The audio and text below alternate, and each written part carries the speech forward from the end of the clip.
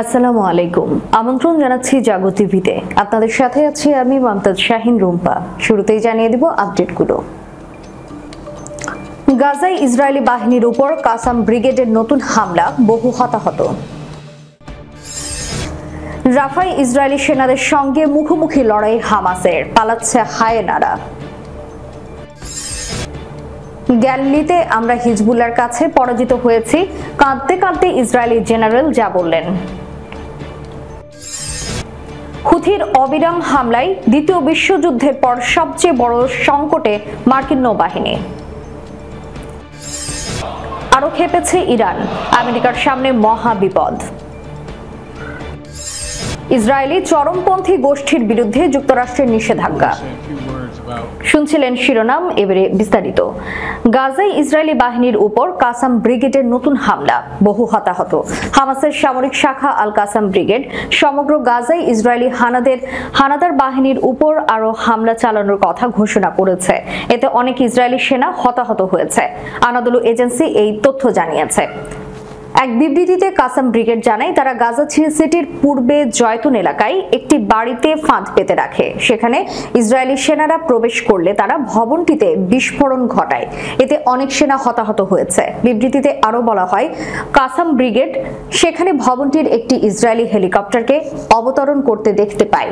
হতাহত সেনাদের সরিয়ে নিতে হেলিকপ্টারটি সেখানে যায় বলে মনে করা হচ্ছে। অপর এক বিবৃতিতে আল কাসাম বলছে, জয়তুন এলাকার পূর্বে তারা একটি টানেলের মুখ উড়িয়ে দেয়। সেখানে থাকা ইসরায়েলি সেনারা হতাহত হয়। কাসাম ব্রিগেড জানায়, তারা গাজার দক্ষিণের রাফার পশ্চিমে তাল আল সুলতান এলাকায় ইসরায়েলি সেনাদের উপর মর্টারের গোলা নিক্ষেপ করেছে তাদের যোদ্ধারা। একই এলাকায় তারা সেনাদের উপর রকেট চালিত গ্রেনেডও নিক্ষেপ করেছে। ইসরায়েলি সেনাবাহিনী কাসাম ব্রিগেডের এসব বিবৃতি সম্পর্কে কোনো মন্তব্য করেনি। এদিকে রাফায় ইসরায়েলি সেনাদের সঙ্গে মুখোমুখি তুমুল লড়াই চলছে হামাসের সাথে, পালাচ্ছে হায়েনারা। ইসরায়েল হেলিকপ্টার থেকে হামলা চালাচ্ছে, ড্রোন ব্যবহার করছে, যুদ্ধ বিমান থেকে গোলা নিক্ষেপ করছে। কিন্তু তাদের সামরিক শক্তির তুলনায় দুর্বল হামাস ইমানি শক্তিকে পুঁজি করে জবাব দিয়ে যাচ্ছে।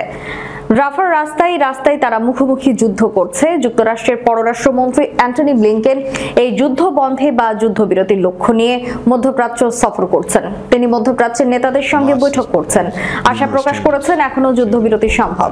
তিনি যখন এই আশাবাদ ব্যক্ত করছেন, তখন কিন্তু ওই ইসরায়েল থেমে নেই। তারা পূর্ণ শক্তি নিয়ে গাজার রাফায় নির্বিচারে হামলা চালিয়ে যাচ্ছে। ফলে বাধ্য হয়ে তাদের জবাব দিতে যুদ্ধ করছে হামাস।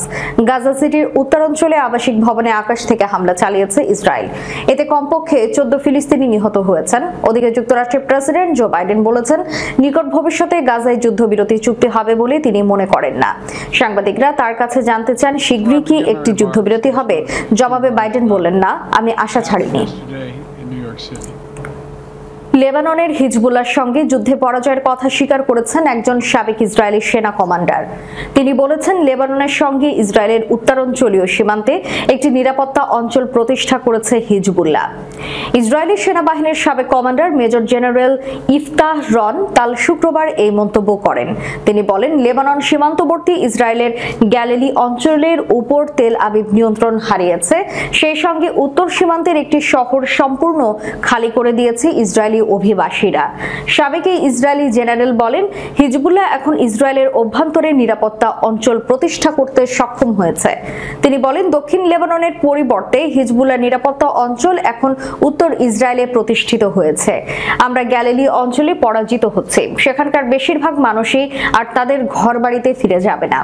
জেনারেল রন তাল বলেন, আমি গতকাল কিরিয়াত শামোনা শহরে গিয়েছিলাম। সেটি ভুতুড়ে নগরীতে পরিণত হয়েছে। এটি এখন একটি পরিত্যক্ত যুদ্ধাঞ্চল। সেখানে আপনি পশু পাখি ছাড়া আর কিছু খুঁজে পাবেন না। সেখানে গেলে আপনার কান্না চলে আসবে। হিজবুল্লাহর রকেট হামলা শুরু হওয়ার পর থেকে ইসরায়েলের উত্তরাঞ্চল থেকে 70,000-এর বেশি অভিবাসী তাদের ঘরবাড়ি ছেড়ে মধ্যাঞ্চলে পালিয়ে গেছে। ফলে ইসরায়েলের উত্তরাঞ্চলের বিস্তীর্ণ এলাকা কার্যত পরিত্যক্ত অবস্থায় রয়েছে। ইয়েমেনে হুথি আনসারুল্লাহর যোদ্ধাদের অবিরাম হামলায় নাস্তানাবুদ পরাশক্তি মার্কিন নৌবাহিনী। দ্বিতীয় বিশ্বযুদ্ধের পর তারা এমন ভয়াবহ আর কোনো চ্যালেঞ্জের মুখে পড়েনি। হুথিদের বিরুদ্ধে মার্কিন নৌবাহিনীর হামলা এখন তীব্র আকার ধারণ করেছে। মার্কিন নৌবাহিনীর নেতা ও বিশেষজ্ঞরা এপিকে জানিয়েছেন, দ্বিতীয় বিশ্বযুদ্ধের পর এমন পরিস্থিতির সম্মুখীন আর কখনো হয়নি বিশ্বের সবচেয়ে শক্তিধর এই নৌবাহিনী। সম্প্রতি এপির সাংবাদিকরা ইয়েমেনের অদূরে লোহিত সাগরে মার্কিন যুদ্ধ জাহাজগুলো পরিদর্শন করেছেন। সেই সময় তারা কথা বলেন, প্রায় প্রতিদিনই সেখানে হুথি যোদ্ধাদের সঙ্গে মার্কিন বাহিনীর সংঘাত হচ্ছে।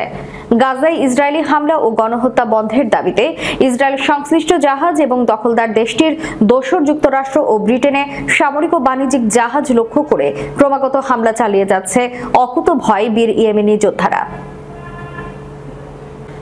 আঞ্চলিক পরাশক্তি ইরান যেন কোনোভাবেই পরমাণু অস্ত্রের অধিকারী হতে না পারে, সেজন্য নিজেদের সবটুকু সামর্থ্য ব্যয় করছে যুক্তরাষ্ট্র ও তার মিত্ররা।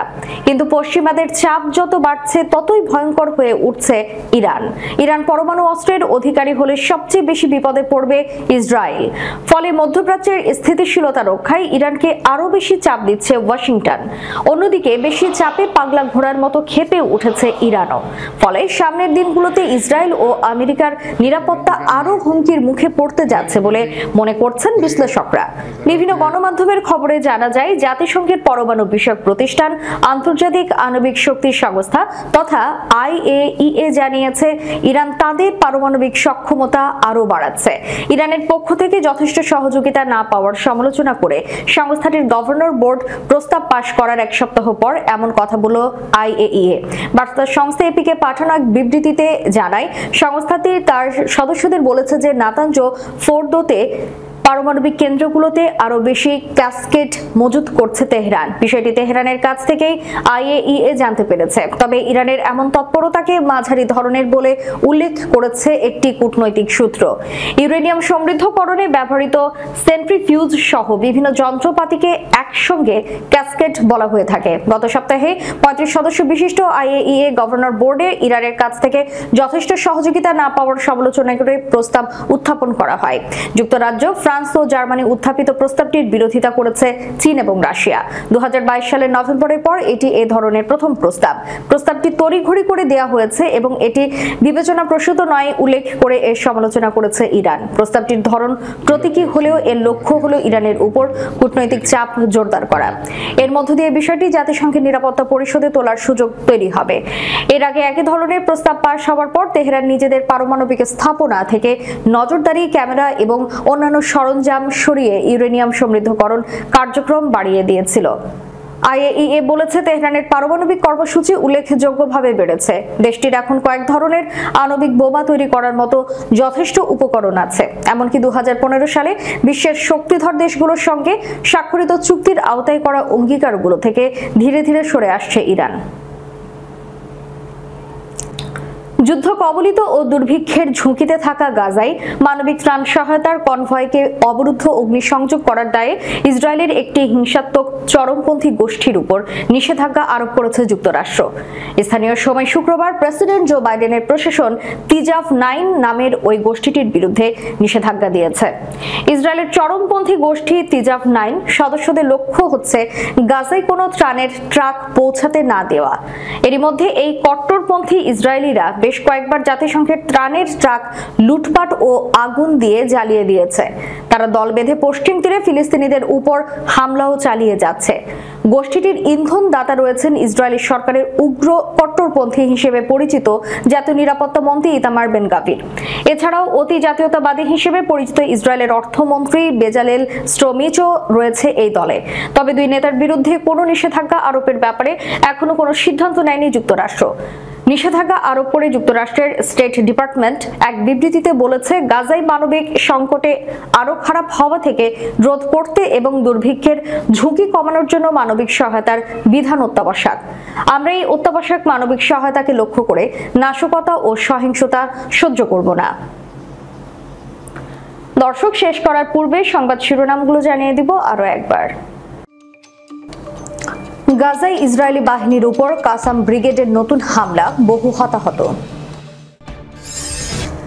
রাফায় ইসরায়েলি সেনাদের সঙ্গে মুখোমুখি লড়াই হামাসের, পালাচ্ছে হায়েনারা। গ্যালিলিতে আমরা হিজবুল্লাহর কাছে পরাজিত হয়েছি, কাঁদতে কাঁদতে ইসরায়েলি জেনারেল যা বললেন। হুথির অবিরাম হামলায় দ্বিতীয় বিশ্বযুদ্ধের পর সবচেয়ে বড় সংকটে মার্কিন নৌবাহিনী। আরো খেপেছে ইরান, আমেরিকার সামনে মহা বিপদ। ইসরায়েলি চরমপন্থী গোষ্ঠীর বিরুদ্ধে যুক্তরাষ্ট্রের নিষেধাজ্ঞা। এতক্ষণ আমাদের সাথে থাকার জন্য ধন্যবাদ। আল্লাহ হাফেজ।